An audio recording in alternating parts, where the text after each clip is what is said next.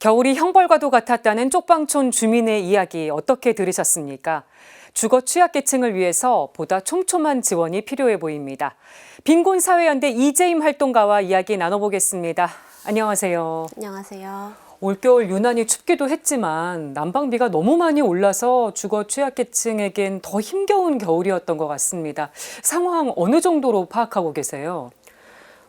저희가 만나고 있는 동자동 쪽방촌 주민이 있는데요. 한국 최대 규모 쪽방촌이 동자동 쪽방촌입니다. 네. 근데 앞서 보셨던 것처럼 굉장히 낡고 열악한 건물이고 애초에 이 주택 용도로 지어진 건물이 아니기 때문에 도시가스나 이런 난방 설비가 없습니다.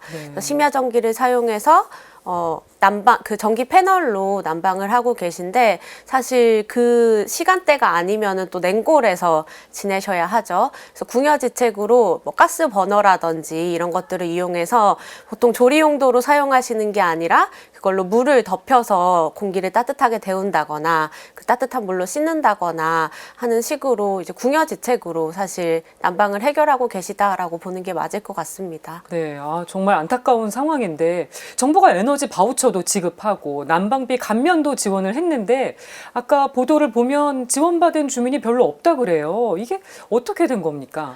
네, 전 에너지 바우처 관련해서는 먼저 좀 두 가지를 짚고 넘어가고 싶은데요. 한 가지는 그 대상이 너무 적다는 겁니다. 그러니까 말씀하신 것처럼 보통은 에너지 바우처 하면 기초생활수급자가 받는다라고 생각을 하시지만 기초생활수급자 중에서도 65세 이상 노인이거나 장애인이 있거나 영유아가 있는 가구에만 지급이 되고 있거든요. 네. 그렇기 때문에 실제로 충분치 못한 난방을 하고 있다고 하더라도 에너지 복지의 대상이 되지 못하는 문제, 이런 사각지대가 많다라고 말씀을 드리고 싶고, 두 번째는 좀 충분치 못한 금액이에요.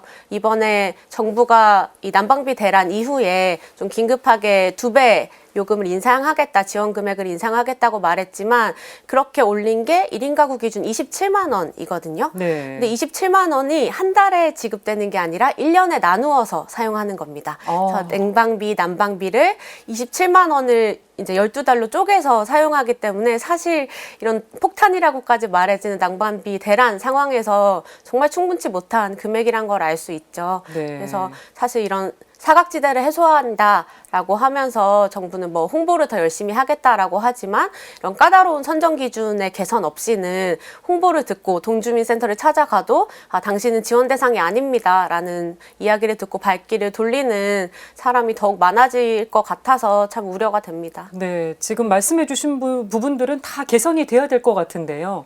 폭염과 한파 피해가 매년 반복되고 있습니다. 좀 근본 대책 마련도 필요하지 않을까 싶습니다. 어떤 게 어떻게 좀 개선이 되면 좋을까요? 네, 맞습니다. 저희는 이런 기후위기 시대 대응에 있어서 이런 요금 감면이라든지 요금 보조가 가지는 물론 필요하지만 사실 굉장히 한계적인 지원이라고 생각합니다. 무엇보다 이 에너지 사용의 어려움이란 건 열악한 주거와도 굉장히 밀접한 연관이 있잖아요. 그렇죠. 그래서 이런 노후 열악주택을 개선하는 뭐 그린 리모델링이라든지 이런 개선 방안이 조금 더 확대될 필요가 있고, 뭐 창호라든지 단열 시공을 하는 거, 이런 방안들이 더 확대될 필요가 있고, 그리고 나아가서 이런 쪽방 같은 경우에는 사실 창문 몇 개 고친다고 해결될 수준이 이미 아니죠. 건물이 네. 워낙 낡았기 때문에. 그렇기 때문에 이런 곳에 사는 사람들은 공공임대주택을 신속히 활용해서 적절한 주거로의 주거 네. 상향이 필요하다라고 판단이 됩니다. 근데 공공임대주택 예산이 대폭 삭감됐고요. 쪽방촌 공공주택 사업도 지지부진한 상황입니다. 요건 이유가 뭔가요?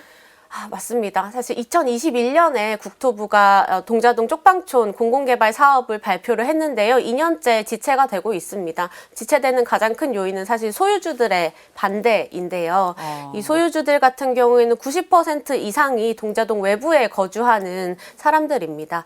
하지만 이 건물주인 거죠. 네. 근데 공공개발은 이제 수익성이 저하된다라는 이유로 민간개발을 주장을 하고 있는데요. 사실 그 2년간 지체가 됐다고 했는데 그 시간 동안 이 사업 주체인 국토부도 소유주들 의견을 굉장히 많이 수렴을 했습니다. 네. 소유주들의 이익을 추가적으로 보장할 수 있게끔 공공주택 사업 특별법을 개정하면서까지 그 개정안까지 마련을 해서 발의가 된 상황이고요. 네. 사실 저는 2년간 이렇게 지체되고 그동안에 이 건물에 대한 수리나 개보수나 이런 건 전혀 되지 않고 건물은 그만큼 더 낡았겠죠.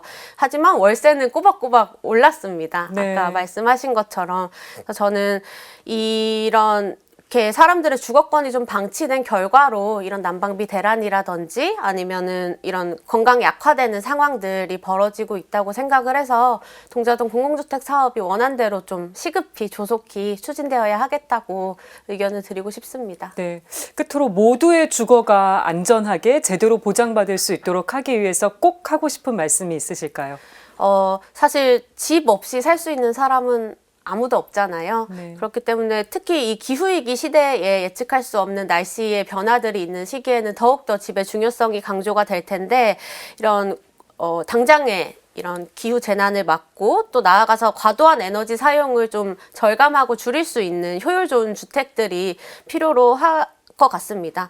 그래서 한국 공공임대주택 재고율은 5%로 굉장히 낮은 수준이에요. 네. 그래서 이런 집을 어떤 상품으로서 혹은 자산 증식의 수단으로서 사고하는 것이 아니라 누구에게나 좀 마땅히 보장되어야 한다라는 권리로서 좀 출발을 해서 집을 사고하고 또 나아가서 이런 공공임대주택을 조금 더 확대하는 것, 훨씬 더 많이 확대하는 것들이 필요하다라고 생각을 합니다. 네, 해주신 말씀들 정부에서 꼭 귀담아 듣길 바랍니다.